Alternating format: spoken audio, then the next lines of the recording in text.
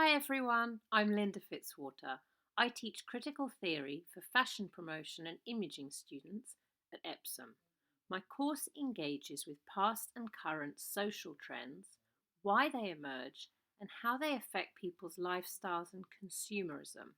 I'd like to introduce my student, Ginnie-Line, who will be telling you about her wonderful research questioning how narrowly defined beauty standards for women's bodies are promoted by the mainstream media in exclusionary ways. During my research, I was really interested in the relationship between idealized bodies on social media and body image. So, in other words, how the vision of idealized bodies can affect our own. In this presentation, we will use the arguments present in the academic article written by Rosalind Gill, Postfeminism, Media Culture, Element of Sensibility, at the anchor point of the argumentation. And then relevant theorists, including Sarah Grogan, Patricia Solo-Beltran, Elizabeth Withinger, will be linked with those arguments so as to deepen the main point. First, we will see that women are judged regarding their physical appearance and seen as objects to be consumed. Then, we will study that the media teaches how to be a certain kind of self, the one which is shared and promoted as valuable. And eventually, we will see that in today's society, having the right body is considered as a source of power and identity. Before that, I will have to introduce you to the definition of body image as well as the main arguments of Gill's argumentation, because I think they are essential to understand the presentation. What is body image? So, according to Sarah Grogan, it is a person's perception, thoughts, and feelings about his or her body, which includes both psychological concept and the experiment of embodiment, which means both how we see ourselves and how we think we are seen by the other. Regarding Gill's main arguments, it deals with the shift she sees in the way power operates, from an external and masculine gaze to a self-policing one for a woman. So if today we cannot say that women are getting dressed for men, we cannot say that they are doing it for themselves either. Because indeed she writes, it cannot explain why, if women are just pleasing themselves and following their own autonomously generated desires, the resulting value look is so similar. So if we say that women are getting dressed for themselves, we can explain why the ideal is so similar, and we cannot explain how socially constructed ideals bodies are spread and internalized by the individual. So here, and it's really important, she wants us to understand the power of mass-mediated bodies. First of all, women are judged regarding their physical appearance and are seen by their society as objects in its transform and in need to be consumed. Gill's writes, surveillance of women's bodies constitutes perhaps the latter type of media content across all genre and media form. So according to her, monitoring the body has long been a requirement of the performance of successful femininity. Indeed, through different eras, women always have been encouraged to follow rules so as to be as close as possible to the white upper-class ideal. But Gilles also claims that the concept of femininity had always been linked with the anxiety of self-surveillance in the media. And this theory about how obsession with body scrutiny can be used to interpret what the cover of Chef magazine is trying to say to the audience. It uses injunction to urge women to get rid of fats, cellulite to look younger, to work their way slim, to lose weight so as to look like the woman on the cover of that magazine that it considers to be the ideal. With the self-objectification theory, Sarah Grogan explained that as a result of such body scrutiny, women start seeing themselves as objects, which trigger body surveillance, constant monitoring, and the desire for constant improvement. For the theorist Elizabeth Withinger, the rise of social media prevents us from escaping the representation of idealized body and the pressure of glamour labor. So glamour labor is the body work to manage appearance in a person, which corresponds to the maintenance of the self-representation by working to achieve a look which fits fashion standards, and all the energy we put into it. To my mind, this image on the right, that has been taken from a Parisian exhibition on the power of images, can be interpreted thanks to Wissinger's argument, but as well I think it sums up perfectly all the arguments we have seen so far. So we can see images of women as the commodities of a partnership. We share the idea that women are beauty community that are shared through a global audience. So as Withinger was suggesting, thousands and thousands of images here, women's images are shared to a global market every day, and we can escape their presence all around the world. Moreover, it's really interesting to notice how restrictive the definition of beauty is. Here it's the 60s fashion ideal of young, slim, and blonde especially, that is shared to a global market where so many definitions of attractiveness exist. This is the arguments that leads us to the next point, which is that media teach us how to be a certain kind of self, and especially to conform to a certain kind of femininity.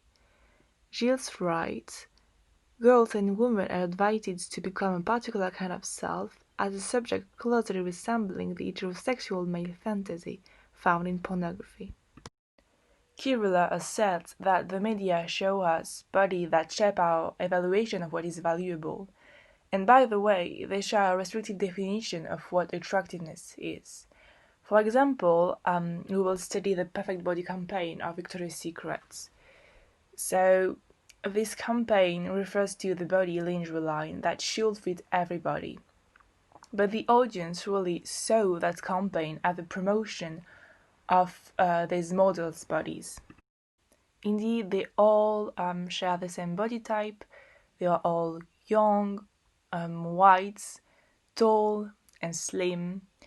And not only the campaign shares the idea that this is what the ideal body is, but it also tells to women, and especially young women, that this is how they should look like if they want to be attractive, and especially for men. So because we use this ideal as self-representation, young girls are growing up thinking this is their goal they have to attain if they want to be a powerful woman, if they want to be attractive in life. So the media put the woman will not correspond to this standard in a position of failure, because it means that they are not monitoring themselves to conform to the ideal. So media contributes to body dissatisfaction through the representation of unrealistic ideals. Among these ideals, Grogan and Kirula discuss the idealization of slenderness in our current society. Because a slim body means control of the self, so it's linked with health, happiness, and success, while fat bodies are associated with lack of ambition, lack of health, because it means no control of the self.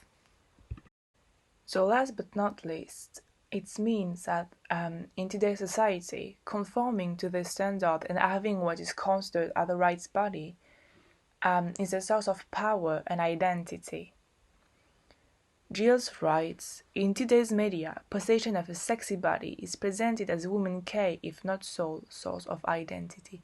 But what is identity? According to Redmond in 2019, identity is a subject's position that an individual comes to take up in society. We can get it through how we see ourselves and how we think we are seen by the other. Patricia Soler-Beltran explained that for most women under 40, the figure of the fashion model is a representation of ideal identities and social perfection, because in the mind of young people they are linked somehow with power, with success, and with social recognition. So trying to look like them is the way to attain that recognition, and what she called as well the official beauty certificate. Ulrich Schwartz corroborates the arguments by affirming that monitoring the body is a means to reach a society approval. In your subculture, when models are admired, the ability to produce self-representation qua fashion model becomes criterions for status and worth. Figure 5 is a screen capture of Emilia Tarkovsky's feed on Instagram. She's a really famous fashion model that has shaped her total identity around the promotion and display of the sexy body. Even if she doesn't want to be summed up by her physical appearance, we can see how powerful and how self-confident she is with her body image, and how displaying her body and being recognized by her body brings power to her. And as I've seen earlier, Grogan has said that we use images proposed by the media as a norm of self-representation, and Kibla goes further, explaining that indeed most women process themselves and their ideal through the icon. First by a desire to be, and then by the desire to live the same experience. So here, to live the same social recognition as a famous fashion model. On Instagram, a lot of young girls use selfies and hashtag referring to the modeling industry, as we can see on figure 4 with hashtag get scouted on Instagram, because they're hoping to appear as self-confident and as powerful as the fashion model, and to show to the world and to the other that they can look and behave like a fashion model, and they want to reach that society approval. This is somehow how they want to be seen by the other, so the identity they want to take up with. To conclude, we have seen that in an era characterized by the important display of images and an obsession with body scrutiny, that the question of body image for women is part of everyday life. We have studied that the society itself creates idealized bodies that are shared through the community and internalized by individuals who use them as a norm of their self-representation. And we have seen as well that it is a restrictive promotion of a certain kind of self, and that it triggers self-surveillance toward the bodies. If women fit with the standards, they gain recognition and attention, but if they do not, they are put by the society in the position of failure. And this is where the topic raises a relevant contradiction, because having what is characterized as the right body is a source of power and identity, but it still necessitates that this ideal exists and that women are encouraged to conform. So Jill sums up by asserting that the notion of self-improvement is side by side with the notion of self-surveillance. I think it would be interesting to pursue this study by looking at the other side of social media. Because indeed, for a couple of years, body positivity starts being more and more promoted through media, urging women to accept themselves the way they are, refusing their beauty standards.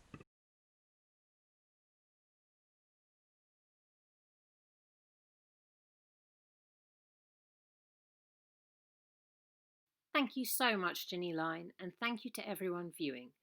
We hope that being guided through this way of researching will prove to be inspiring this summer and in your future projects. If you would like more details, feel free to email me, Linda Fitzwater. My email is lfitzwater@uca.ac.uk. Bye.